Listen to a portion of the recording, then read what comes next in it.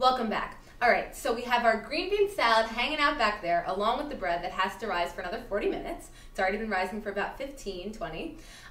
So like I've been saying, when I was in France, we went to this great fondue restaurant near Saint-Michel named Savour de Savoy, and it was so beautiful. It was like really dark wood on the inside, and it had a black and white checkered floor, and it was just really like foresty and hardy, and it was just a really, really, really cool, interesting atmosphere. And it was really interesting because most of the restaurants in France have only have one waiter. So it's this tiny place, but it's packed with people, all sticking their utensils inside of their fondue pots and eating this delicious food. And there's this one poor guy running around everywhere. But hey, you know what? That's what it is. All right. So now to the good stuff, the cheese. Today we're just making a basic cheese fondue. So we're using Gruyere cheese and Swiss.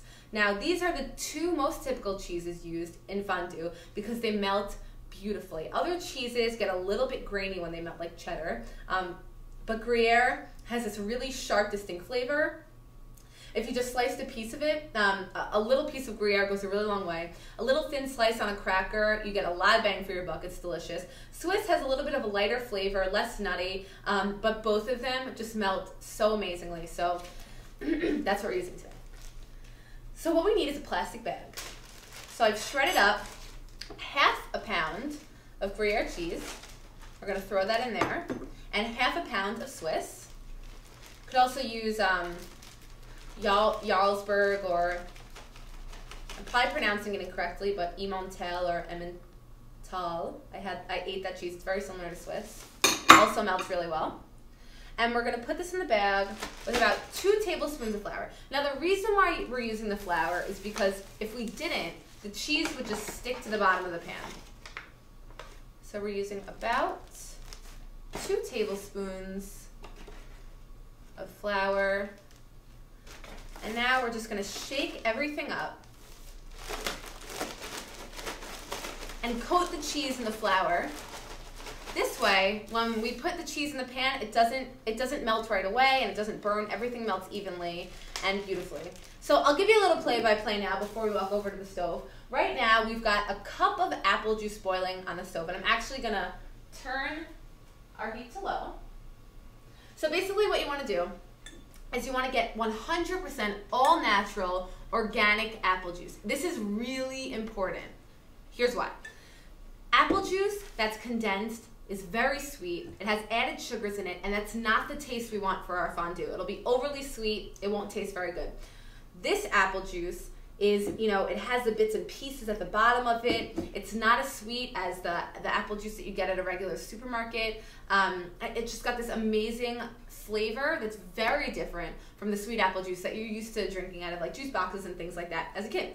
So this is what you want to get. If you can't find all natural and organic apple juice, you can go right for apple cider. That has the same sort of cloudy texture to it that we're looking for. And apple cider is also a great option because it has nutmeg and cinnamon, and nutmeg's also typically used in cheese fondue. So yeah, you can go for either option. So we have our apple cider. Once that's boiled, you want to turn it to a low heat. We want to do this whole thing nice and low and slow. So it's on a medium-low heat right now on the stove. And we're going to add in our cheese bit by bit. We're also going to add in about a tablespoon of lemon juice. You don't want to go overboard with this. Like I said before, we don't want it to be overly sweet. And sort of to balance things out, we're going to add half a teaspoon of powdered mustard. And we're also going to add a bit of salt. So I'm just going to go over to the stove right now and get this whole thing going. So bring your bag along with you. And now for this, you're just going to want to use like a wooden spoon or a wooden spatula. I like using the wooden stuff because I like using the wooden stuff so that the plastic stuff, doesn't melt or get crazy at the end. You don't want to mess your utensils up. So I'm just using wooden right now. So what we're going to do is we're going to add about 1/4 of this bag right in here. Our apple juice has already been boiled and it's starting to cool down a bit. And we're just going to softly stir it together. And I mean, this cheese, it just melts so incredibly. And typically when you make a fondue, instead of apple juice, you'll use, if you're living off campus and you're over 21, You can use a dry white wine, and you also use a splash of brandy, and it gives it this really unique flavor that you taste. And just something that you could think of, like a marinara sauce or alla vodka sauce that typically uses like vodka or wine inside of it. It just has this sort of sharp flavor at the end of it that cuts the sweetness. But we're using apple juice today, and that's also a great alternative. But if you're off campus and you're 21 or over and you know that you don't want the sweet stuff, you could either substitute the apple juice for wine, or you could just use this and add a splash of brandy to it to sort of cut the sweetness a bit. All right, so now we're using a tablespoon of lemon juice. And that's all we want. We don't want it to be overly sweet. And right now we're also going to add a bit of the mustard, about half a teaspoon. All right, this is looking really great. As you can see, it's starting to melt already. So it's really important that you shred it because that aids it in melting well. If you have uneven chunks, you know, one cheese might melt before the other, and that's not what you're looking for. All right, this is looking really great. So now we're going to add some more cheese to it.